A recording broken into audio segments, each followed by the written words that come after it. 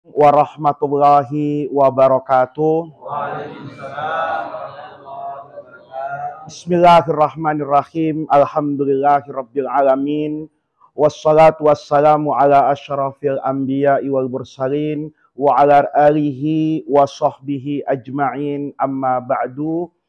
Yang saya muliakan jajaran pengurus cabang Nahdlatul Ulama di Kabupaten Sidrap ini, dari mulai Suriah, Tanfidiyah, kemudian lembaga, Banom, dan semua yang hadir. Alhamdulillah, saya merasa mendapat kehormatan ini. Hadir di depan Warathatul Anbiya. LDNO ini kan Warathatul Anbiya.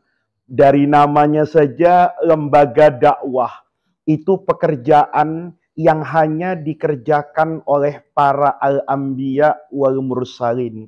Tentunya ini adalah menjadi kebanggaan di satu sisi, menjadi nikmat yang harus kita syukuri, tetapi di sisi yang lain itu juga menuntut adanya tanggung jawab. Saya merasa senang bisa hadir ke PCNO Sidrap ini, karena sedari awal ketika kita berkomunikasi, itu selalu bagaimana kita menumbuh kembangkan ajaran Ahlus Sunnah wal Jamaah, bagaimana cara kita berdakwah, bagaimana cara kita beradaptasi dengan zaman. Kita hari ini termasuk generasi yang dipilih oleh Allah untuk melihat perubahan zaman. Saya membayangkan kita yang hidup sekarang ini mungkin sama dengan kakek moyang kita 100 tahun yang lalu ketika melihat perubahan zaman. Di masa lalu boleh jadi orang yang memiliki kuda, apalagi memiliki kereta kuda di Sidrap, itu orang kaya. Itu orang terpandang. Hingga kemudian ditemukan yang namanya mesin. Begitu mesin ditemukan, kemudian ada revolusi industri yang merubah kehidupan yang dahulu sederhana menjadi jauh lebih maju dan modern. Kemudian setelah itu lahirlah apa yang kita lihat hari ini. Kalau di masa lalu, misalnya di Sidrap, kita bisa membayangkan tidak beda dengan di Jawa mungkin. 40 tahun yang lalu, kalau ada orang punya televisi berwarna, ya, jangan televisi berwarna, televisi tabung, ya. Kemudian ada pertandingan tinju Muhammad Ali waktu itu, ya. Itu dikeluarkan TV di tempat di desa itu, di kelurahan, Pak Lurah, Pak Kepala Desa, itu melihat TV itu seperti barang mewah. Hari ini kita menyaksikan perubahan zaman. Saya pribadi mungkin sudah lama betul tidak nonton TV. Ya. Kenapa? Karena dulu kita masih ingat lah. Mungkin 10 tahun yang lalu, 15 tahun yang lalu. Kalau sudah orang ya punya kegiatan sosial, politik, maka setiap pagi itu sarapannya mesti nonton televisi itu. Ya, kalau di Jakarta ya Metro Pagi, ada Apa Kabar Indonesia Pagi, perdebatan di televisi itu kita ikuti berjam-jam, padahal kita caleg pun tidak gitu ya. Tapi kemudian kita melihat itu, minat kita luar biasa. Mungkin di Sidrap itu tidak berbeda dengan tempat lain. Dulu setiap pagi kita kemudian pasti bangun tidur itu mencari koran. Selesai kita mandi, sarapan, itu ada orang yang sarapannya bukan nasi, tapi koran. Di kantor-kantor pemerintahan itu, koran tidak cukup satu, Pak. Mungkin bisa 10 koran ada di sana, dan kita berebut untuk membaca koran di zaman itu. Hari ini, koran kan sudah satu-satu almarhum. Itu, ya. Republika misalnya sudah pamit kemarin. 31 Desember itu adalah edisi cetak mereka yang terakhir kali. Bagaimana dulu ketika surat kabar, ya media massa itu kemudian melahirkan begitu banyak ya sisi-sisi kehidupan modern. Dulu orang menjual barang itu mesti pakai iklan baris, Bapak. Masih ingat ya? Yang harganya itu tergantung dari hurufnya. Satu huruf sekian. Itu begitu kita iklankan di sana, pasti cepat sekali barang kita itu ada yang menghubungi. Ada yang menelpon kita. Tapi hari ini boleh jadi yang namanya koran itu sudah ditinggalkan orang.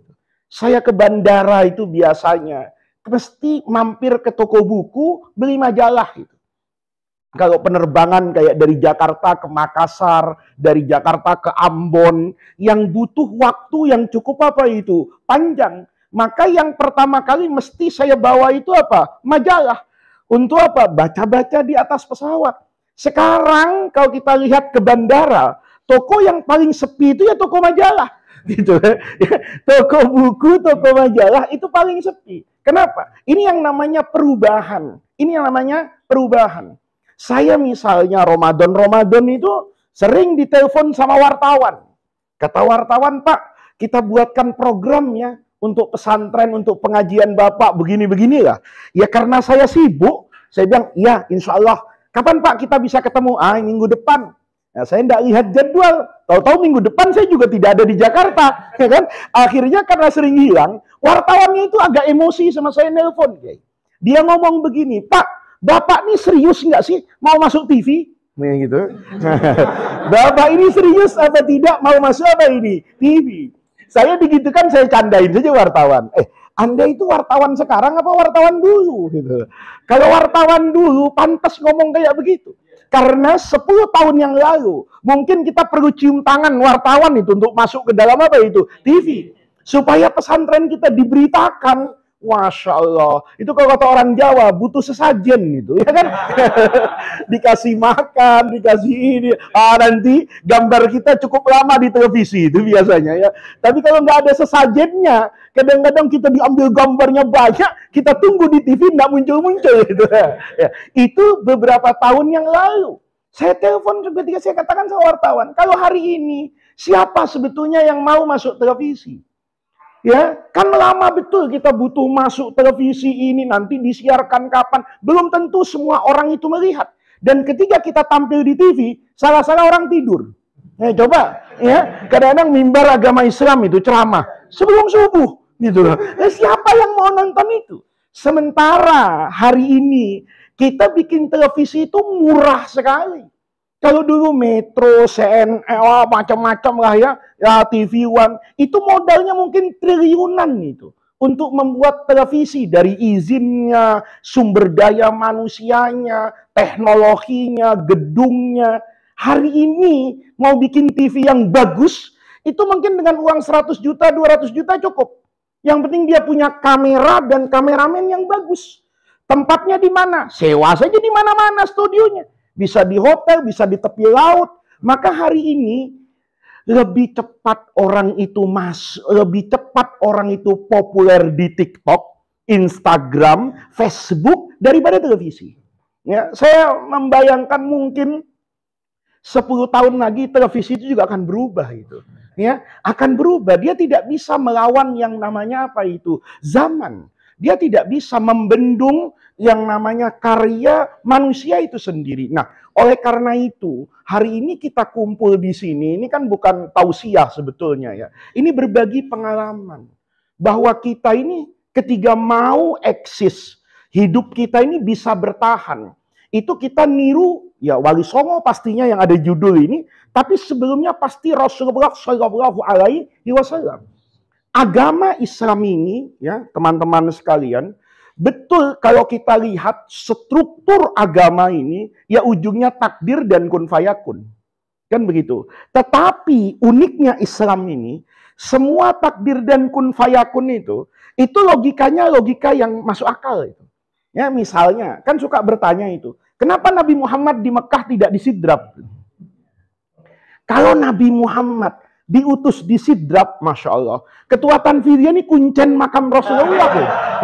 Saya tidak bisa membayangkan gitu ya. Malam Jumat seperti apa beliau ini gitu ya. Tampil orang sedang mau sholawat kepada Rasulullah, mau ziarah kepada Nabi. Ternyata makam Rasulullah di mana itu? Di Sidrap. Ini jadi tanah suci Pak kalau seperti itu. Kan seperti itu logikanya. Pertanyaan orang tanya, loh kenapa kok di Mekah? Pasti kan jawabannya sudah takdir Allah, kun fayakun. Tetapi logikanya kan kalau mau kita cari, itu ketemu, Pak. Misalnya, logika yang sederhana tanpa membutuhkan dalil agama, tetapi kemudian kita lihat ya bahwa semua yang ada di dalam agama ini itu banyak sekali yang bisa kita cari sisi rasionalitasnya. Dia masuk akal. Misalnya, Nabi kenapa di Mekah gitu ya? Maka kemudian pertanyaan yang paling ringan, siapa sebetulnya yang berkuasa hari itu? Siapa yang punya panggung? Panggung itu kan penting. Panggung itu penting loh, ya. Anda alim penting, tapi jadi pengurus NU penting juga. Karena kok nggak jadi pengurus NU belum tentu diundang juga kan.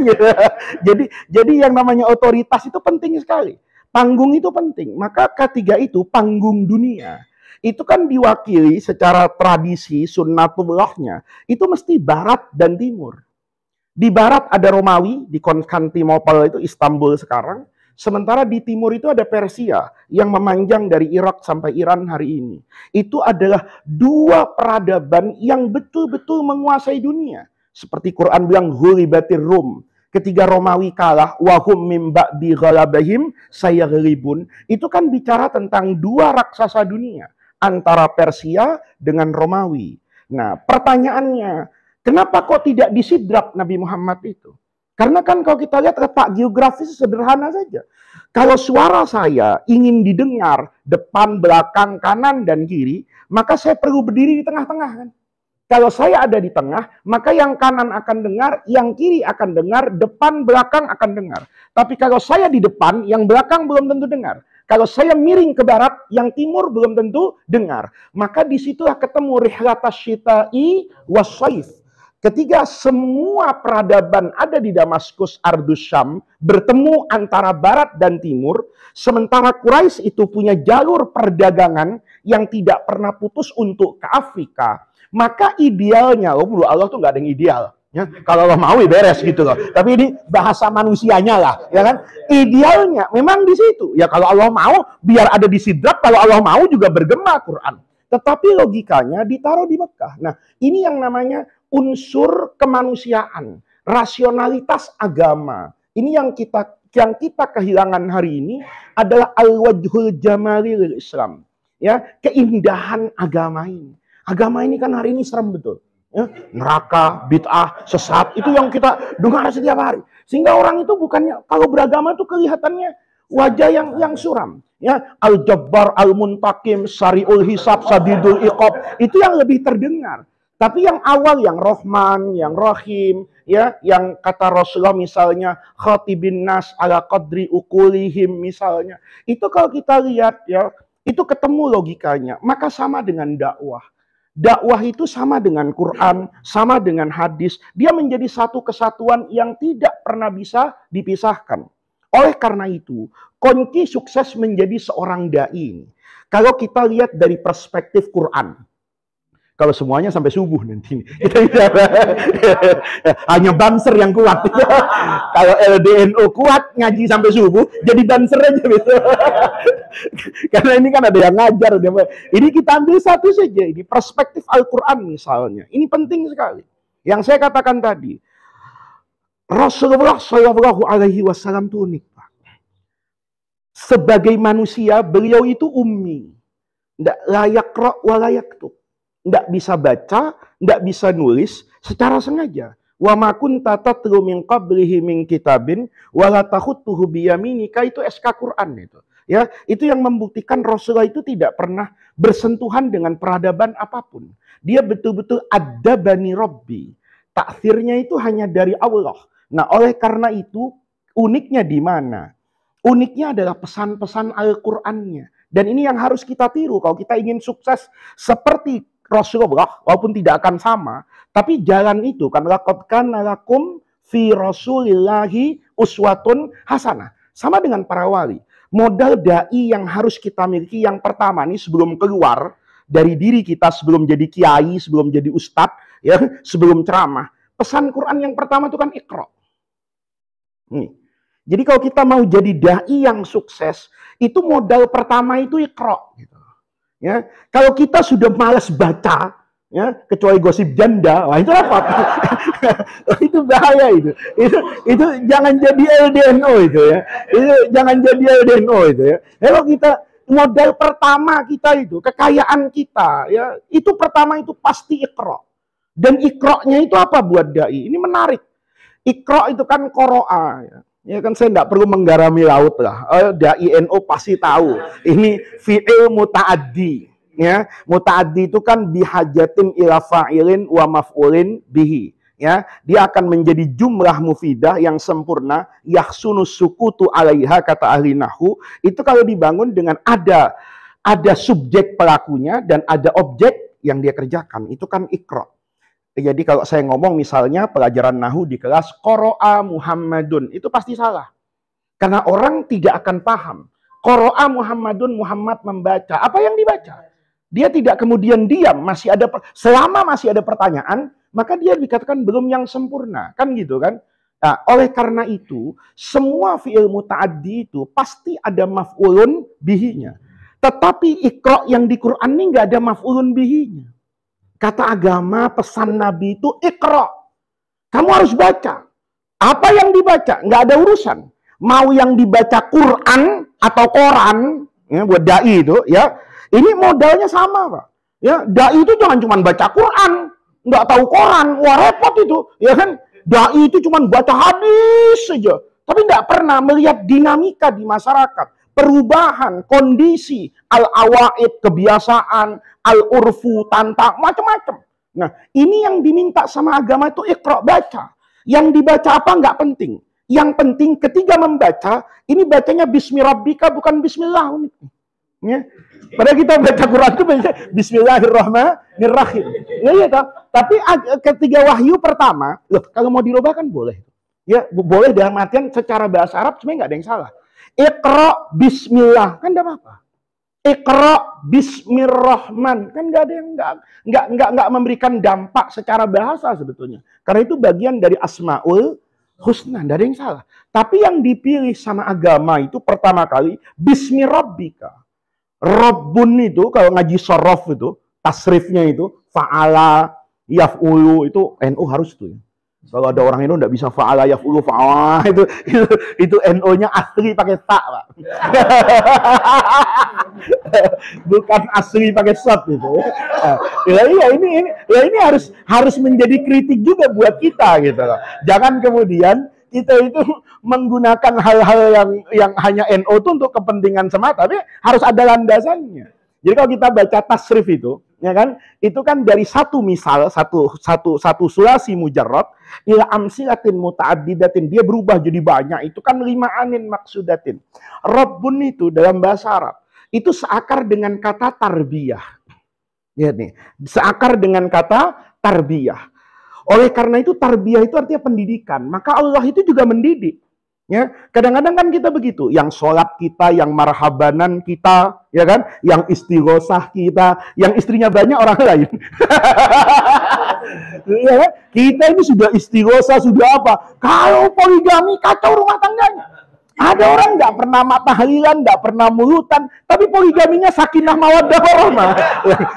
Ini sebetulnya Allah kan sedang ngapain tuh? Tarbiyah gitu. Ibadahmu ya ibadah aja, jangan dibarter sama poligami gitu lah ya. Ibadahmu ibadah aja, jangan dibarter dengan jabatan di Kemenak gitu loh. Ini penting. Nah, dari situ sederhananya teman-teman, yang harus kita baca itu artinya sesuatu yang mengandung tarbiyah, kebaikan dan kemaslahatan. Ini penting banget. Karena hari ini kalau kita tidak membaca zaman, boleh jadi agama ini menjadi menakutkan dan orang itu lari dari agama. Satu contoh misalnya, zaman ini kan terus berkembang, Pak. Misalnya, kalau kita tidak bisa membaca secara bijaksana, kemudian melontarkan sesuatu yang berbeda dengan semangat zaman, itu kemudian akan ditinggal orang. Misal lah Bapak ya. Saya tadi dikasih tahu kalau di sini Grab ada ya, Gojek ada. Berarti teman-temannya ada itu, GoFood, ya kan? GoPay, itu kan Ahlus Sunnah wal Jamaahnya ya. Ya. Ini kita lihat nih. Orang sekarang ada misalnya ya, berfatwa begini. Misalnya berfatwa begini. GoPay itu haram. Misalnya. GoPay itu haram. Kita nggak usah bedah fikihnya, Pak. Kalau ada bapak nih, siapapun, kiai sehebat apapun, nulis, Pak, GoPay itu haram. Nanti lihat yang komentar di bawah. Itu nggak ada yang benar komentarnya. Kiai hidup repot amat sih, udah urusin masjid gitu. Kita semua terbantu kok adanya GoPay, kok diharam-haramkan. Logika begitu kan hari ini. Logika kan begitu hari ini. Hati-hati. Misalnya, saya misalnya orang yang meyakini bahwa yang benar itu Islam Ahlus Sunnah wal Jamaah. Di luar itu nggak benar. Mau namanya Ahmadiyah, mau namanya Syiah, itu tidak sepaham dengan saya sebagai Ahlu Sunnah. Saya menjaga keseimbangan kok. Saya harus cinta keluarga Nabi, tapi saya juga cinta sama sahabat. Kalau ada orang yang maki-maki keluarga Nabi, itu jelas bukan Ahlu Sunnah. Sebagaimana ada orang yang maki-maki sahabat Nabi, itu juga bukan Ahlu Sunnah.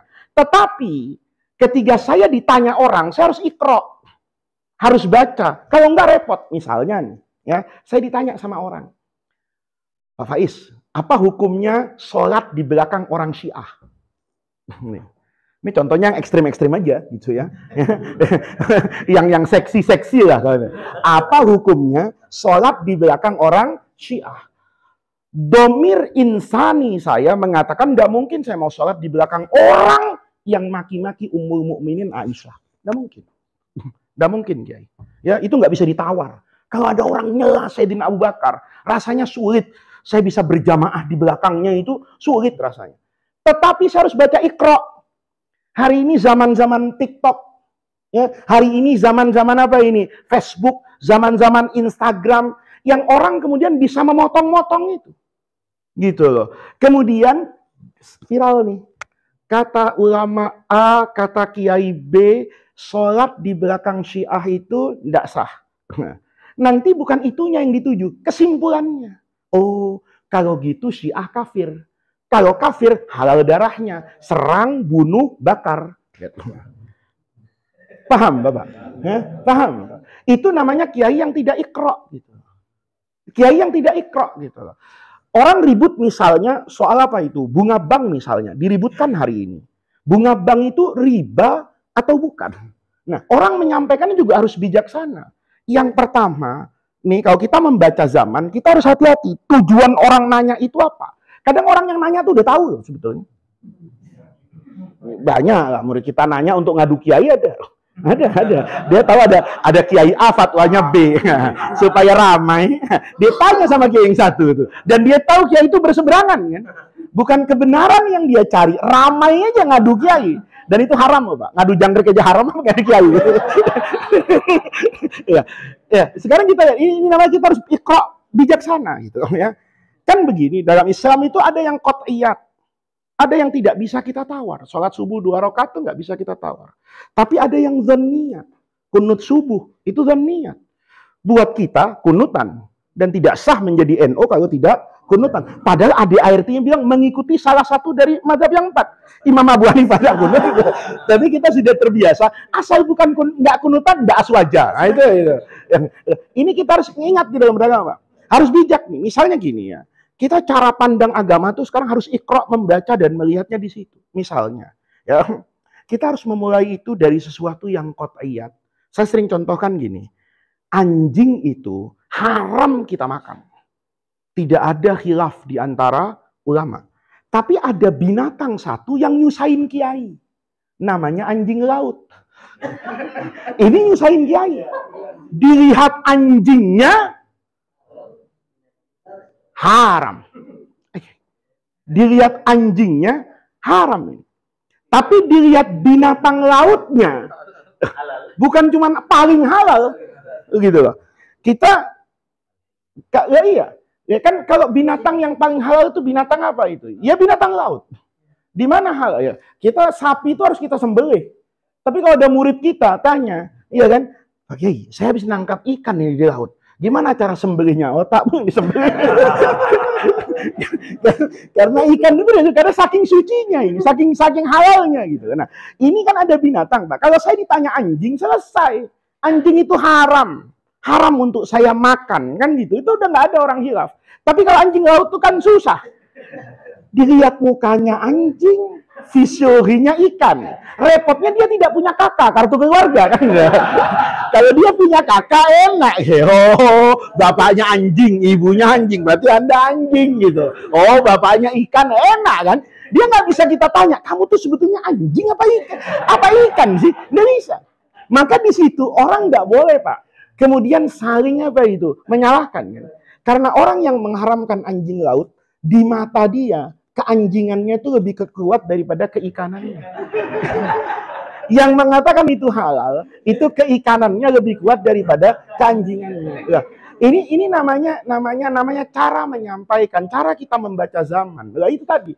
Seperti bunga bank itu kan. Ya, mayoritas ulama dulu mengatakan itu bagian dari riba. Jadi yang diharamkan agama itu yang pertama riba dulu gitu. Ya, bunga bank itu apakah dia sama dengan riba atau tidak sama dengan riba, itu bergantung cara pandangnya. Ada yang mengatakan ini riba. Karena apa? Karena status hukum DPK itu dalam undang-undang perbankan itu hutang. Makanya kita niat naruh duit di bank pasti dijamin kan akan kembali. Kalau investasi kan tidak dijamin untuk kembali, misalnya. Maka dia mengatakan ini riba. Yang satu bilang ini tidak riba. Karena itu tidak menjadi substansi. Niatannya kan mengembangkan uangnya melalui investasi dan macam-macam. Saya nggak mau berdebat soal itunya. Tapi yang saya katakan Iqra tadi, kita harus hati-hati di zaman seperti sekarang. Ditanya Kiai, Kiai apa hukumnya bunga bank? Langsung dijawab, riba, haram, dosa besar. Bukan itunya yang dituju. Nanti ada tambahan di bawahnya. Saudara-saudara, ayo kita tarik duit kita semua dari bank. Itu namanya rush. Loh, ini yang kadang-kadang kita nggak paham. Begitu duit itu ditarik, banknya itu pasti bangkrut, Pak. Tapi yang punya belum tentu miskin. Yang punya sudah ada di Singapura. Yang punya sudah ada di Hong Kong. Ya, dia itu gajah, Pak. Biar kurus, lebih gemuk dari sapi. Gitu. Paham, Mbak? Ya, walaupun banknya bangkrut, tapi duit dia untuk hidup 7 turunan. Kan kejadian, Pak. Ya, waktu 98 itu, semua konglomerat yang punya bank, itu divonis bangkrut, Pak. Tapi tidak ada yang mati kelaparan. Gitu. Gagal-gagal semua sampai hari ini pun. Nah, tapi Indonesia kalau diras kayak begitu, maka ekonomi Indonesia satu negara pasti akan apa itu? Kolaps. Begitu bank itu duitnya habis, maka rating negara ini sebagai negara yang beresiko. Itu bukan cuma langsung yang paling utama dolarnya lompat, Pak. Ya kan? Begitu dolarnya lompat, kita bisa bayangkan apa yang terjadi buat ekonomi hari ini. Nah, itu namanya modal dai itu Iqra, Pak. Bukan cuma baca Quran, bukan cuma baca hadis, tapi membaca zaman. Sehingga dia mengerti siapa yang dia hadapi. Loh, ini penting banget, Pak. Karena nanti akan banyak yang kita hadapi, kita tidak pernah membayangkan itu, tapi itu yang terjadi. Ayo misalnya, sektor ekonomi saja, yang paling mudah. Kita kalau belanja di toko besar, itu kadang-kadang kalau kembaliannya tinggal Rp1.000, dikasih permen. Ya, dan kita nggak mungkin lah Rp1.000 berdebat, oh nggak mau, itu enggak. Apalagi kasirnya cantik, kita mau minta WhatsApp-nya kan gitu. Nggak akan mungkin begitu, iya kan? Oke, lihat nih, orang kan bertanya, apa hukumnya mengembalikan kembalian 1.000 dengan permen 2 yang orangnya itu ridho secara dohir kan? Ya, permennya 2 aja ya Pak ya. Ya sudah. Oke. Sekarang permen 2 itu berapa misalnya? Katakan Rp100. Nilainya. 2 itu cuma Rp200. Berarti dia punya untung berapa? 800. Kalau dia Pak toko yang besar, punya jaringan retail dari Sabang sampai Merauke. Hari itu ada 1 juta orang yang kayak gitu dari hampir 250 juta orang Indonesia. Maka dia punya uang keuntungan 800 juta. Nggak ngapa-ngapain. Cuman modal, Pak, maaf ya, kembaliannya permen. Boleh ya, Pak, ya? Boleh. Oh, terima kasih, Bapak. Gitu ya. Dengan model kayak gitu, dapat uang 800 juta. Pertanyaannya Iqra. Ini termasuk aklu amwalin nas bil batil? Itu termasuk cara yang tidak diridhoi Allah? Atau itu ya sudahlah, memang zamannya sudah seperti ini. Nah, yang kayak gitu itu tugas kita nih. Jadi dai yang pertama kali itu Iqra. Jadi kalau ada dai LDNO, terus uzlah di gua, itu sudahlah pindah ke tarekat lah ya sudah kan. Jangan jadi dai. Dai itu harus membaca semua perubahan zaman. Hari ini kita bisa lihat apa yang terjadi hari ini. Kan kita nggak pernah menyangka loh, bahwa yang namanya WhatsApp, bahwa yang namanya Facebook, itu akan merubah tata kehidupan manusia hari ini. Hari ini semua pemerintahan di semua negara itu kan gagap menghadapi derasnya informasi yang bisa diterima oleh setiap warga masyarakat tanpa pendidikan dan literasi yang memadai. Kita bisa bayangin, kalau di kota saya tahu lah, saya suka biasa bikin TikTok, biasa bikin YouTube. Tapi ada orang di desa, kita tanya ini, dia ngomong begini loh, Bapak kok ngomong kayak gitu? Dari mana Pak? Wah, itu beritanya ada di YouTube. YouTube itu dipersepsikan sama dengan TV. Dia produk jurnalistik yang dipertanggungjawabkan, yang ini. Bayangan dia, YouTube itu TV, Pak. Bayangan dia, YouTube itu ada pemimpin redaksinya, ada redakturnya, ada ini. Sehingga informasi yang ada di situ layak untuk kita apakan itu? Percaya. Anda bisa bayangin, kalau seperti ini diterus-teruskan, ya, mungkin bangsa ini nanti bisa saling bunuh karena nggak tahu dia. Kenapa saya bunuh dia dan dia bukan, kenapa saya dibunuh, dia nggak pernah tahu itu. Ya, kenapa nggak bisa tahu? Ya karena itu tadi. Nah, ketika kita seperti ini, nanti pada khutbah Jumat, pada pengajian, itu mulailah ya memasukkan literasi media sosial itu kepada pesan. Karena boleh jadi hancurnya satu bangsa itu kan bermula dari gosip yang tidak jelas ujung pangkalnya. Ketika kemudian disebarkan secara terus-menerus, kemudian dipahami itu sebagai kebenaran. Ini namanya kan dalam ilmu komunikasi itu persepsi. Persepsi itu nggak bisa dilawan, Pak. Karena untuk menjelaskan persepsi, masa bisa saya ketok semua pintu rumah orang? Sebenarnya nggak benar begitu loh, nggak? Dia apa urusan lo? Gitu kan? Ya, marah dia juga kan kita ketok pintunya. Kitanya juga mungkin bisa mati di jalan, Pak. Kalau meluruskan persepsi. Tapi persepsi itu dengan mudah hari ini dibangun. Oleh karena itu bagian dari pembangunan anak bangsa sekarang itu menyadarkan kan, bahwa yang namanya sumber informasi, artinya perintah Nabi itu kan juga jelas bagian dari agama. Kata Nabi, betapa pentingnya sanad keilmuan. Itu kan bisa kita implementasikan ilmu dulu nih, yang kita pakai dalam ilmu hadis, itu diimplementasikan dalam kehidupan modern. Ini berita ini sanadnya dari mana nih? Ini sahih, ya kan? Apa doif gitu kan? Apa-apa, ini kita harus tahu. Nah, itu namanya dai itu iqra. Dai itu iqra, merubah, melihat perubahan zaman. Ya, itu akan berlaku buat semua orang. Ya, nanti Bapak bisa lihatlah haji misalnya. Kita nggak bisa jadi dai membimbing haji paten kayak kita kuning dulu. Mati di Mekah mungkin. Iya kan? Karena kondisinya berubah. Kondisinya berubah. Hari ini orang mau naik haji sudah 2,5 juta sampai 3 juta. Kalau Saudi terus membangun, satu hari nanti kapasitasnya dibesarkan, supaya orang Sulawesi Selatan juga tidak lama menunggu, itu bagus memang. Kalau bisa 5 juta sampai 10 juta, bagus. Antrian akan pendek. Pertanyaannya, Anda nanti tawaf di Ka'bah itu nggak ngelihat Ka'bah. Karena begitu banyaknya orang. Minanya bagaimana? Wong Minanya cuma segitu, Arafahnya cuma segitu, Anda mau di mana? Musdalifah itu hanya bagian dari sejarah masa lalu. Oh, dari Mina itu ke Musdalifah. Mungkin anak cucu kita nanya, Musdalifah apa ya? Kenapa? Ya bagaimana Bapak, tempat yang kecil itu dengan jalan yang terbatas, kemudian ada 10 juta orang dalam waktu yang sama. Tidak akan mungkin. Nah, yang seperti ini iqra. Sehingga nanti fatwanya, pencerahannya itu selalu sesuai dengan semangat apa itu? Zaman. Jadi ini modal pertama ini, dai-dai ini ya iqra. Ya. Nah, Wali Songo kan gitu. Wali Songo itu kan belajar ya, Pak. Belajar dari cara masuknya Islam ke banyak negara. Ketika itu Wali Songo kemudian membaca, oh iya ya, ternyata orang-orang di pesisir Jawa itu orang sebetulnya yang mau menerima kebaikan. Tetapi pada sisi yang lain, mereka juga percaya dengan tradisi nenek moyang. Kalau langsung dihantam tradisinya, maka ego budaya kunonya yang naik. Dia pasti tolak. Maka Wali Songo itu kan membaca, Pak. Bapak bisa lihat, Pak. Di semua tempat dakwah, itu beda-beda, Pak. Misalnya, Sunan Kalijogo pakai wayang. Tapi Sunan Ampel enggak. Sunan Ampel enggak pakai wayang. Bahkan permasalahan musik, wayang, itu juga menjadi debat. Gitu loh. Nah, ini juga kita harus hati-hati nih. Kita boleh niru dakwah Wali Songo, tapi kita juga perlu jadi wali, gitu. Ini kadang-kadang kiainya nggak jadi wali gitu. Kita dakwah pakai dangdut, kiainya menikmati betul itu dangdutnya itu. Bukan jadi sarana dakwah, tahu-tahu 3 bulan kemudian terdengar penyanyi dangdutnya dikawin sama kiainya. ini kita harus hati-hati.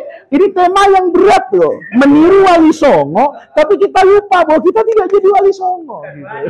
Kita bukan wali gitu loh. Jadi ini namanya kita harus lihat. Nah, Wali Songo itu Iqra. Ya iya toh, Wali Songo itu kan menjadikan semua dakwah itu sebagai wasilah kan. Sarana. Dia tidak istidamah. Dia tidak terus begitu. Kalau kita kan enggak. Sudah senang dengan musik terus ya, tanpa melakukan evaluasi nih. Sampai seberapa besar ini masih dibutuhkan. Ini kan ad-daruratu tubihul mahdhurat wa ma ubiha lid-darurati tuqaddar bi qadariha ad-darar yudfa bi qadril imkan idza ta'arada mafsadatani. Itu semua kan harus menjadi sakofah seorang apa ini? Dai. Makanya kan Wali Songo itu kan ngelihatnya kayak gitu, Pak. Misalnya, orang dulu suka misalnya kalau ada kematian misalnya ditaruhlah makanan itu di mana itu di luar. Nah, pertanyaannya, ini yang dilarang sebetulnya ngasih makan orang atau mempersembahkan makanan untuk Tuhan selain Allah, kan itu masalahnya. Kata Wali Songo, syiriknya itu di situ, bukan ngasih makannya. Ya, walaupun ada orang sekarang ngajinya itu belum lama. Ya, jadi kalau ada tahlilan dikeluarin makan, haram itu. Ya, karena hadis Nabi itu isna'u li ali Ja'far to'aman. Itu namanya ngajinya itu belum hatam, Pak. Atau kiai belum selesai, dia pulang duluan. Ini murid yang kayak gini ini lebih banyak merusak lah. Ini lebih banyak merusak. Ngaji separoh-separoh itu masih mendingan jadi orang awam lah, Pak. Karena kalau jadi orang bodoh dia diam. Tapi kalau pernah ngaji, yang separoh itu yang disampaikan ke masyarakat. Dia lupa gitu loh. Isna'u li ali Ja'far to'aman itu habis buat RT. Jadi kalau ada orang jadi RT, banggalah ya. Dia dituju lah dalam hadis itu buat RW, buat penanggung jawab masyarakat. Kalian tuh harus tegakkan uhuwahnya. Ini orang sedang kemalangan, sedang sedih. Ayo kalian masak. Itu kata kepala desa, gitu loh. Tapi orang yang kematian itu kan tidak dilarang kata Wali Songo untuk dia bersedekah. Karena ketika di surah Al-Imran itu, Uiddat lil muttaqin. Siapa sih al-muttaqin itu? Kan diantaranya alladzina yunfiquna amwalahum fis sarra'i wad-dharra. Senang dia sedekah, sedih juga dia sedekah. Apa enggak, Bu? Orang memang kalau sedang sakit gitu enggak boleh sedekah. Oh, dia lagi kesusahan, jangan sedekah. Enggak ada yang kayak gitu. Ya kan orang sedekah itu senang, mau boleh, enggak ada yang larang. Nah, kita ini Wali Songo kan ngelihat itu, dia kumpulkan semua ayat. Oh, ini kan harus kita baca secara utuh ini. Nah, akhirnya kan dikatakan orang yang baik itu wayadrauna as-sayyi'ata bil hasanah. Yang buruk-buruk tuh kita ganti. Nah, sama nih, dakwah boleh, pakai nyanyian boleh. Memang nyanyi haram. Ya, sulit orang bilang oh nyanyi haram itu. Karena kita semua pernah nyanyi pasti. Ya, minimal di kamar mandi lah. Walaupun kiai pernah nyanyi lah. Ya, nyanyi itu kan ilmu aswat toh, ada arut dalam Islam. Azan kalau nggak pakai lagu, wah nggak datang orang ke masjid. Seram betul itu. Ini orang marah atau nggak ada. Tetapi yang jadi masalah nyanyinya itu gimana gitu loh. Sairnya, kedua penyanyinya. Jadi ketika penyanyi auratnya ditutup sebatas kepantasan, kita itu jadi apa ini? Syiar Islam. Yang buruk-buruk kita apa ini? Kita ganti. Nah, ini namanya Iqra. Jadi filsafat dasar yang pertama itu harus Iqra. Yang kedua tentu nun. Ini wahyu yang kedua ini. Nun wal qalami wa ma yasturun. Nah, yang dibaca itu ditulis. Nah, ini yang paling penting, ya. Paling penting. Sebenarnya orang pinter dengan nggak pinter itu nggak ada bedanya, Pak. Bedanya sebetulnya di kemauan menulis itu. Gitu loh. Ya, saya ini handphone nih, ya. Saya alhamdulillah punya santri banyak jualan handphone. Jadi kadang kalau handphone saya sudah lama, santri itu datang. Ganti handphonenya. Wah, nanti dulu saya bilang. Nah, kamu bisa pindahkan nggak isinya ini? Dan saya jamin tidak ada yang hilang. Kenapa? Karena saya sering menulis. Kadang kita berdialog dengan supir taksi, kita dapat nasihat. Tanpa kita, iya, dai juga harus begitu. Jangan tiap hari pakai peci. Ya, jadi Firaun Anda lama-lama. Ya, ya iya, kalau setiap hari merasa dikiaikan, nggak pernah dengar orang. Ya, saya kadang-kadang begitu. Saya misalnya hari-hari ini saya tahu udah pensiun dari khutbah Jumat. Saya udah nggak pernah mau khutbah Jumat. Pertama sakit hati. Kalau naik mimbar itu, ayyuhan nas, itu orang tenang gitu. Gini. Anehnya kalau sudah Allahumma ghfir, otomatis lah itu. Nggak pakai dibangunin. Allahumma ghfir, itu bangun wah dan seger semua. Saya bilang, astagfirullahaladzim. Untuk apa? Saya nasihati orang tidur kayak begini. Nah, tapi penting nggak? Saya nggak pernah Jumatan sudah jadi khotib tuh. Ngapain? Pindah-pindah masjid. Kalau saya tahu masjid ini ada orang kenal saya buka peci saya, Pak. Saya buka peci saya pakai baju yang ala kadarnya. Tapi enak betul ditunjuk-tunjuk sama orang. Ayyuhan nas ittaqullah. Padahal saya tahu tetangga saya ini. Dalam hati saya, kamu yang ittaqullah. Tapi, Pak, rasanya di ittaqullah itu ada rasa, Pak. Karena seaneh-anehnya orang yang pidato di ilmunya, pasti ada 1-2 kata yang menyentuh hati kita itu pasti, Pak. Kalau kita buka hati kita dengan lebar, kita ketemu supir, ketemu tukang parkir, ada kok, Pak. Ya, saya pernah belajar dari orang kafir. Orang kafir, ya, suka berantem gitu. Tahu-tahu jadi tukang cuci mobil, Pak, di Jakarta. Suka nyuci mobil saya di Pak mobil. Saya tanya, orang Indonesia Timur, Pak. Saya tanya, kamu kenapa? Kok nggak kayak teman-teman yang lain usahanya gitu? Kok mau jadi tukang cuci? Apa dia bilang? Pak, saya ini dulu petinju. Di mana kata saya? Di Surabaya. Terus, sebulan Pak, saya kirim ibu saya jutaan. Tapi saya nggak punya apa-apa. Sekarang, saya cuma punya uang sedikit. Tapi anehnya di kampung, saya dia bisa beli kebun. Saya tanya, loh, kemarin yang jutaan kok nggak bisa bikin kebun? Bagaimana aku beli kebun, Pak? Uang duit itu hasil dari mukul kepala orang. Saya dalam hati itu, ya ini orang berarti ngajarin berkah kan? Iya kan? Ngajarin berkah itu. Itu saya catat, Pak. Saya catat hari ini saya berguru kepada tukang ini gitu. Oh iya ya, dia punya uang jutaan tapi tidak berbekas dalam hidupnya. Hari ini kata dia, walaupun dia non muslim, ya dia sudah bisa sumbang gereja, katanya sumbang ini. Saya tanya kok bisa begitu? Ya dulu kan duit saya harus mukul orang, Pak. Semakin berdarah orang itu duit saya semakin besar, Pak. Lihat, itu nun wal qalam. Itu saya catat, Pak.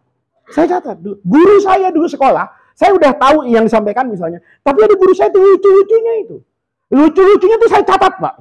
Karena cari lucu-lucu itu mahal, Pak. Nggak ada di toko buku. Ya, nggak ada di kitab itu. Tapi Ustadz bercanda, contohnya begini. Saya ingat-ingat saya. Nah, hari ini, jadi saya bercandanya tuh punya sanad, Pak, ke guru saya. Beneran ini. Artinya apa? Ya, di sini ini itu mahalnya di situ, Pak. Saya itu kalau baca kitab dulu, itu nggak semuanya saya baca. Tapi saya ambil beberapa halaman sebagai sampling.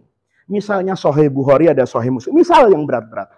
Apa sih bedanya? Saya lihat 3 halaman ini ada bedanya. Satu, sampai banyak. Orang nyangka saya menguasai ilmu itu. Padahal enggak. Ya, dari 1000 poin yang ada di situ, saya bisa merapikan yang penting-penting 20. Dari 20 itu saya menjadi seolah-olah saya menguasai ilmu itu. Dan nempel di benak saya karena saya tulis.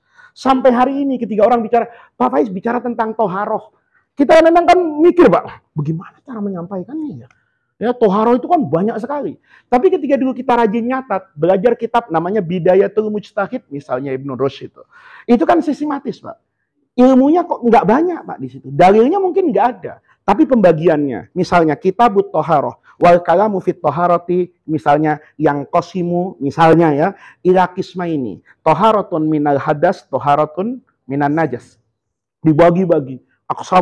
Itu pokoknya saya tahu, Pak. Seiring dengan kita belajar, isinya kan kita punya, Pak. Tapi kerangkanya nggak punya. Bapak kan sering punya ilmu, tapi bingung mau mulai dari mana. Saya ngomong. Masuknya dari mana? Kalau nggak tahu cara masuknya, cara motongnya, ambil bagian itu yang penting, kita udah nggak bisa ngomong, Pak. Diundang Isra Mi'raj tiap tahun. Di masjid yang sama, direkam pulang gitu. Mau cerita apa? Minal Masjidil Haram.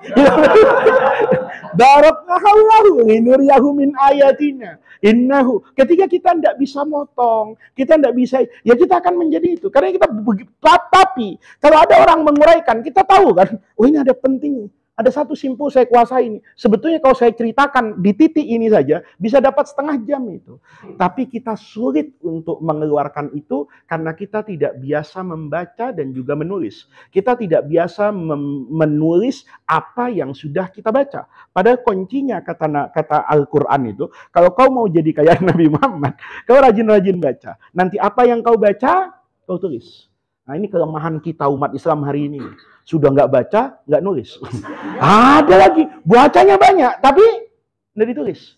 Hilang begitu aja nanti. Pulang, padahal sekarang nggak pantas ada orang bodoh, Pak. Orang bicara tinggal direkam. Orang bicara sudah serahkan sama teknologi, disimpan, itu sudah luar biasa. Nah, ini namanya dua. Jadi, sakofah kita, pengetahuan kita, itu tadi yang saya katakan. Harus banyak iqra, harus banyak menulis. Dari situ modal utama. Nah, ini belum boleh keluar, Pak. Gitu. Belum boleh Bapak nih. Jadi dai ini belum boleh ini. Belum boleh menurut aturan. Kenapa? Lihat tuh. Setelah itu ya beneran kan kalau kita lihat rahasia di balik susunan Al-Qur'an ini. Bukan susunan mushafnya, Pak. Susunan turunnya. Kalau mushafnya kan Al-Fatihah, Al-Baqarah, seterusnya lah. Nah, ini kan tartib nuzulnya, Pak. Ini nggak boleh keluar Nabi. Kita bisa lihat kan, Nabi Muhammad ketika dapat wahyu Iqra, itu tidak menyampaikan kepada orang banyak. Beliau butuh persiapan yang luar biasa. Pulang ke mana? Ke rumahnya itu. Dan di situ juga ketemu, kenapa Nabi itu istrinya harus yang 40 tahun. Yang lebih tua dari ketika menikah, hampir 15 tahun di atas Rasulullah. Karena di sini manusiawi. Begitu Nabi dapat wahyu, kan semua sudah tahu itu. Nabi itu lari ke rumahnya itu setelah pulang dari menerima wahyu itu, minta diselimuti pada hari yang kana sadidal hari, panas. Tapi karena kecemasan dan luar biasa, Nabi kan nggak melakukan dakwah, Pak. Apa habis Iqra terus panggil Abu Jahal Iqra? Enggak lah. Ada fase dulu Nabi diam. Ya, Nabi enggak. Ini kan sebetulnya diamnya itu kan ya tentu Nabi diamnya enggak perlu lama, punya malaikat Jibril. Anda punya apa? BPJS pun enggak punya. Gitu. Lalu apa yang kita punya? Nabi itu, Pak, kan enggak keluar. Nah, ini pentingnya nih. Jadi Anda, kita, saya, sebelum kita mau belajar, mau menyampaikan itu keluar, ada modal lahiriahnya dulu.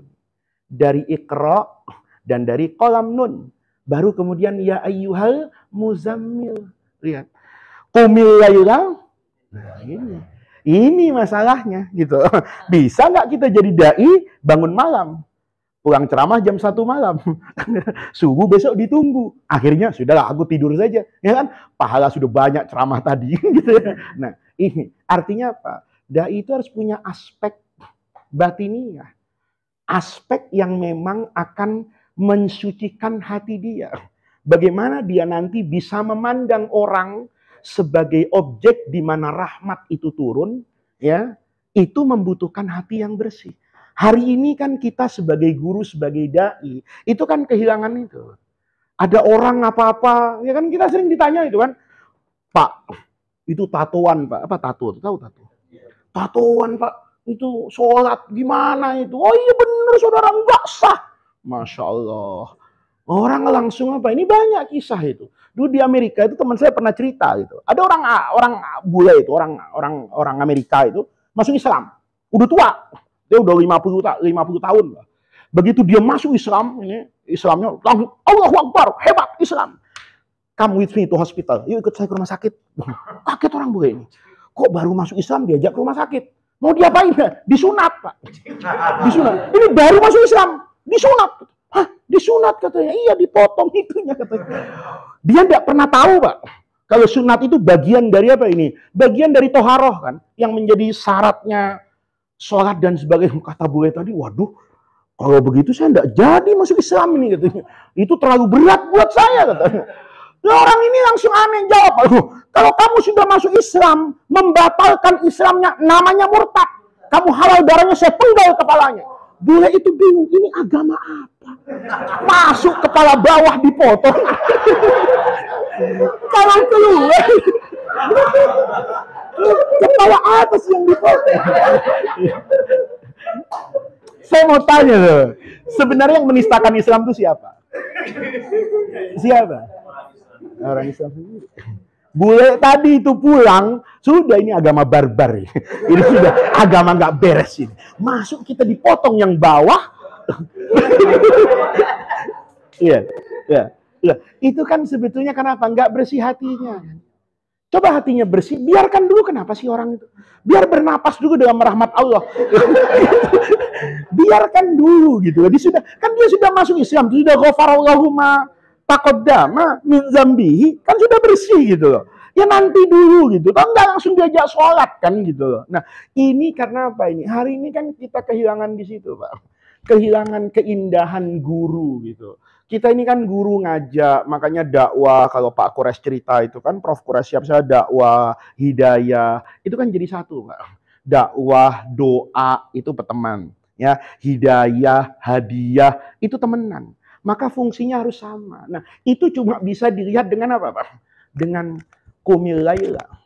Ketika kita rajin membangun hubungan kepada Allah, selalu sadar bahwa saya ini hamba yang kotor, selalu sadar bahwa saya sehebat apapun itu, layak du'ayyakuna abdan lillahi, dan di situ ada Rabbul Alamin, ada Ar-Rahman, Ar-Rahim, itu pasti akan memberikan dampak yang signifikan kepada masyarakat.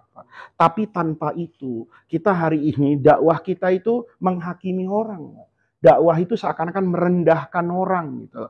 Ada orang nggak sholat, wah udah, gitu. Mesti kan, Pak, kalau tetangga saya nggak sholat gimana? Ya tugasmu ngajak dia sholat. Mungkin dia mau sholat tapi nggak tahu caranya untuk sholat. Mungkin dia mau sholat tapi nggak punya baju untuk sholat. Mungkin bajunya nggak ada yang pantas untuk dibawa ke masjid. Tugasmu kasih sarung. Nah, ini sakofah dai secara umum tuh harus itu. Ya, nah kalau sudah kayak begitu, baru ya ayyuhal mudaththir. Gitu loh. Nah, jadi kalau yang belum 3 ini, LDNO-nya masih parkir dulu lah di rumah. Ya, kalaupun jadi dai darurat lah ini. Soalnya nggak ada lagi yang bisa ceramah, Pak. Katanya. Kecuali saya. Nggak luar nggak apa-apa. Tapi sebelum itu ada kesadaran itu, Pak. Nah, ya ayyuhal mudassir. Qum fa'andir. Waktu qum fa'andir itu apa? Wa rabbaka fakabbir. Yang kita cari itu apa? Allah. Dai itu nggak mungkin, Pak.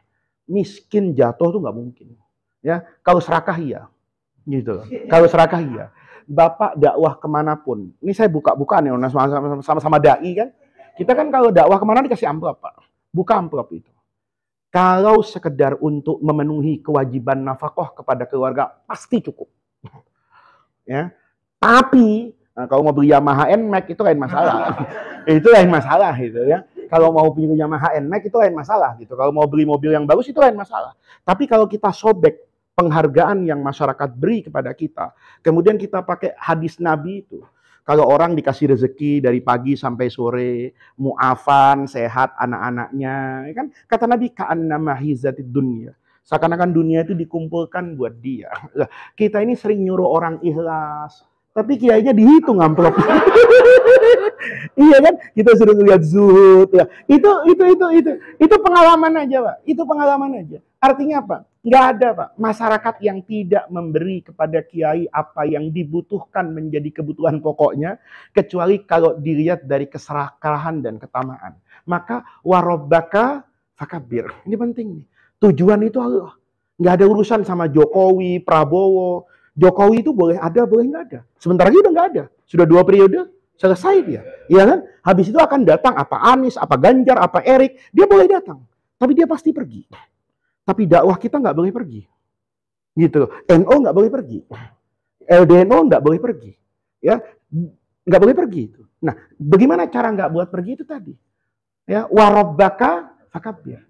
Nah, untuk sampai suksesnya itu ini Quran keren nih. Kalau kita terusin nih, ya, warabbaka fakabbir, wa thiyabaka fatahhir. Baju itu apa? Baju itu kan segala sarana yang kita butuhkan untuk menutupi kekurangan kita. Makanya kalau pasangan laki-laki kan hunna libasun lakum wa antum libasun lahunna. Itu filosofi yang nggak pernah ada duanya di dunia ini. Agama tidak mengatakan saya lebih hebat dari istri saya. Tapi saya menjadi pakaian buat istri saya. Apa fungsi pakaian itu? Menutupi kekurangan kan. Anda biar ganteng kayak apapun, Jumatan telanjang nggak berani. Ayo, biar kulitnya putih, tampan kayak Nabi Yusuf, keluar nggak pakai baju tetap diantar ke rumah sakit jiwa. Ini pasti orang dengan gangguan jiwa ini pasti. Padahal ganteng kan, padahal tampan, padahal hebat. Kenapa? Karena semua manusia sehebat apapun pasti dia punya kekurangan. Dia tutupi kekurangan itu. Nah, arti yang jauh buat seorang dai. Ketika wasiyabaka fatohir, semua yang menolong dia untuk dikatakan dai yang sukses. Nah, yang ustadz, yang muda, yang belum nikah, kalau mau sudah diustadkan orang, sudah jadi anggota LDNO, cari istri itu hati-hati gitu. Jangan suaminya istighosah, istrinya dangdutan, ya kan? Itu nggak bisa, nggak bisa. Nanti orang kan bilang, udahlah Ustadz, perbaiki aja dulu rumahmu. Urus saja rumahmu, baru urus rumah. Orang itu kan siap, Pak. Siap itu kan penampilan, Pak. Penampilan saya yang menutupi kekurangan saya. Saya kekurangannya akan terlihat dari apa? Mungkin orang ketika belum bertemu dengan kita, kan kita tidak tahu kualitasnya seperti apa. Anda hormat atau tidak hormat, kan nunggu apa? Ucapannya untuk Anda nilai. Ini orang berilmu, orang... Maka ucapan dai juga menjadi apa ini? Menjadi kata kunci. Ya, Rasulullah itu kan berkali-kali ngomong. Ya, sahabat tuh apa? Kok kata orang Jawa tuh gregetan gitu. Ini orang Taif sudah kayak begitu. Kenapa nggak dilaknat saja Rasulullah? Kenapa? Itu ada banyak sekali yang namanya apa itu? Yang namanya pertanyaan sama sahabat kepada Nabi. Kata Nabi, ya nggak bisa lah. Saya itu kan tidak diutus untuk melaknat orang. Untuk menghancurkan orang. Untuk senang dengan kehancuran. Kalau kita kan kadang senang punya murid kita nggak lulus. Apalagi dosen-dosen itu, kau tak pernah kuliah. Kau di depan aku, kasih gitu. Itu rasa senang banget. Ya itu yang hari ini karena kita nggak punya itu. Di wasiyabaka fatohir itu ucapan, tingkah laku, simpati gitu. Ya kayak orang Mekah tuh Pak. Kalau kita bilang jujur, dia kan bingung saja untuk memvonis Nabi itu apa? Karena nggak ada alasan. Nabi disebut sahir, kayaknya enggak juga. Masa tukang sihir kayak gini? Disebut kahin, dukun. Mereka enggak puas juga kok. Masa sih dukun orang kayak gini kan? Semua enggak. Karena Nabi itu tidak ada cacatnya. Ketika dicari-cari aspek lahiriahnya, itu enggak ketemu gitu loh. Apalagi aspek apanya itu? Batiniah yang tidak mungkin mereka jangkau. Jadi di sini wasiyabaka fatohir. Warujza fahjur. Ini semua ini. Kalau sudah jadi dai, hati-hati Pak. Apa yang pantas dilakukan oleh orang lain, itu boleh jadi nggak pantas dilakukan oleh kita. Masyarakat itu kadang-kadang membebani kita dengan beban yang paling berat. Ya, ada orang teman saya itu kuliah, jurusannya bahasa Arab. Pulang ditanya segala macam fikih, filsafat. Begitu nggak bisa, bukan kiai dia. Iya, masyarakat itu kan punya persepsi yang berbeda-beda. Ada teman saya itu pintar luar biasa. Sekolah lama di luar negeri, di negara Arab. Lama nggak tahlilan. Dia lupa tahlil bagaimana gitu. Begitu mau pulang, dia panik. Cari buku tahlil. Kata saya, ngapain cari buku tahlil? Waktu saya pulang ke rumah, pasti pertama kali oleh masyarakat itu disuruh mimpin tahlilan malam Jumat. Kalau saya gagal mimpin itu tahlilan yang nggak gurih, waduh, sudah bodoh. Padahal bodoh atau pintarnya nggak ada urusan dengan tahlilan. Gitu. Tapi itu tadi, tahlilan itu bisa menutupi kekurangan orang. Kita ini tidak bisa apa-apa. Asal bisa mimpin tahlil, ustadz kita.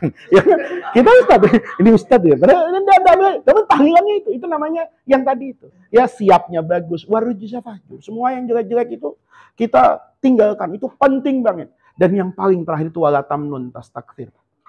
Ya, jangan pernah mempersiapkan sesuatu dengan baik, tapi tujuannya bagaimana saya supaya viral, bagaimana saya supaya jangan wala tamnun tastakthir. Jangan orang tuh memberi harapan kepada dirinya dengan harapan tastakthir minad dunya kan itu. Itu yang paling penting. Jadi di sini teman-teman dai ini, itu yang paling penting hari ini. Baca itu baca perubahan zaman. Sekarang para dai itu penting loh di LDNO itu bisa bikin TikTok, bisa bikin YouTube. Kalau YouTube-nya pasti semua orang bisa.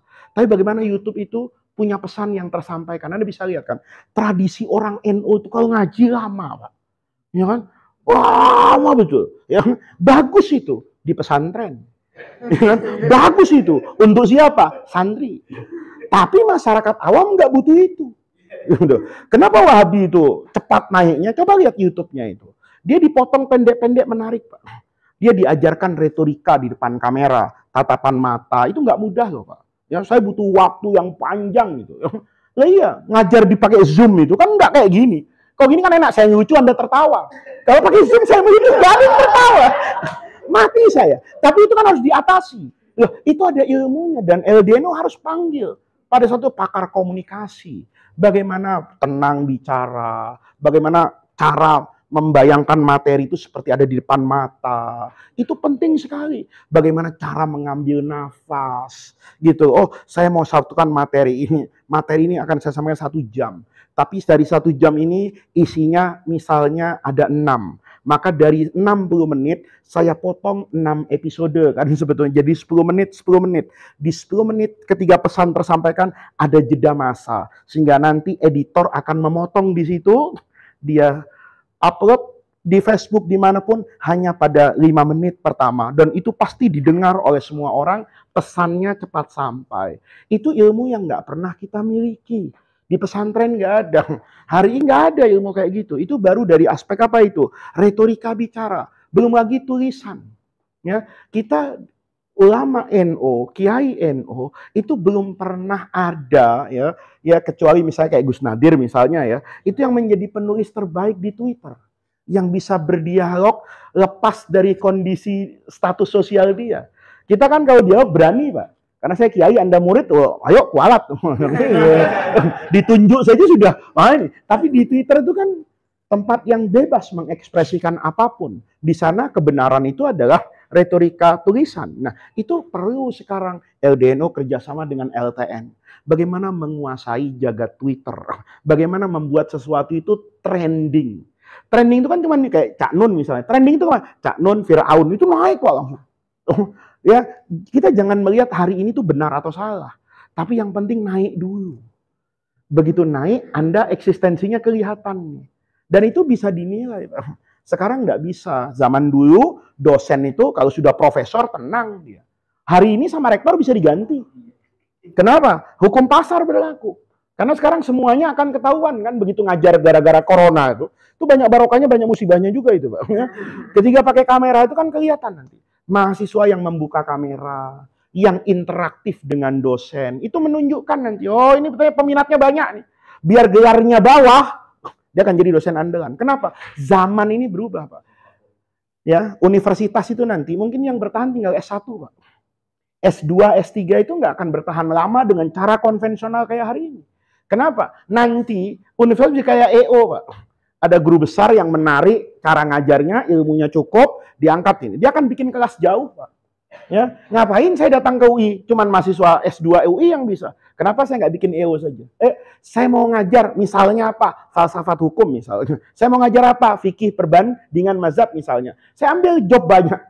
YIN Pare-Pare ikut, UIN Jakarta ikut, kelas saya pakai kayak gitu. Bahkan itu nanti akan diminati oleh begitu banyak orang.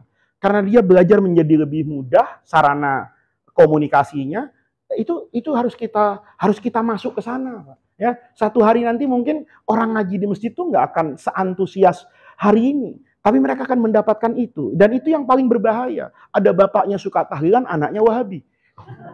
Dapat dari mana nih anak itu? Dari YouTube, dari media. Nah, sementara kita tidak memberi NO itu misalnya peluru yang sama, senjata yang sama untuk menghadapi itu. Anak-anak sekarang, kamu harus ngaji di pesantren, ngajinya ihya lagi. Anaknya ngeliat bukunya udah takut, Pak. Wah, kapan saya pintar, alim? Sementara dia dapatkan ilmu agama dengan kemasan yang sederhana, cepat dia masuk, logikanya masuk, dia ikuti. Nah, ini tantangan besar kita. Maka pada malam hari ini, ya, ini sebagai mukaddimah sama teman-teman, kita harus tahu betul tantangan zaman yang luar biasa. Apa? Ini bukan hima. Kalau belajar dakwahnya kapan-kapan lah, karena tidak cukup waktu. Ini mukaddimah, ini bukan tausiah ini. Ini segera menggugah gitu. Menggugah kesadaran kita bahwa ini ada yang kurang dari kita, ada yang perlu kita. Kalau Anda tanya, ini bukan isinya mana? Ya fakultas dakwah saja, cari dosen, datangkan ke sini, ilmu itu harus menggabungkan tuh yang dari fakultas Usuluddin jurusan dakwah, yang dari ilmu komunikasi, itu kalau gabungkan dua, itu luar biasa, Pak. Itu akan bisa melahirkan, ambil lagi nanti ahli IT, karena bapak-bapak sebentar lagi bikin YouTube, bikin apapun itu kan murah semua, Pak. Dan itu adalah panggung jihad kita hari ini. Kalau kita tidak memperhatikan 3 makhluk ini, Facebook, Twitter, ya, kemudian Instagram dan TikTok, ya kita kita berarti rela, Pak. Ahlus sunnah wal jamaah itu akan tergeser. Bahkan boleh jadi satu hari tergusur, Pak, dengan paham yang lain. Dan hari ini nggak bisa, Pak. Harus, kita ingin larang, nggak bisa, Pak. Zamannya sudah berubah. Zaman dulu kita sami'na wa ata'na. Hari ini sami'na wa pikir-pikir. Walaupun yang hak dan yang batil itu sama. Jadi ini yang bisa saya sampaikan. Mungkin kalau ada yang mau bertanya, ada kita dialog ke depan. Ini saya terima kasih sekali. Baik, begitu ya. Mudah-mudahan ada manfaatnya. Wallahu muwaffiq ila aqwamit thariq. Wassalamualaikum warahmatullahi wabarakatuh.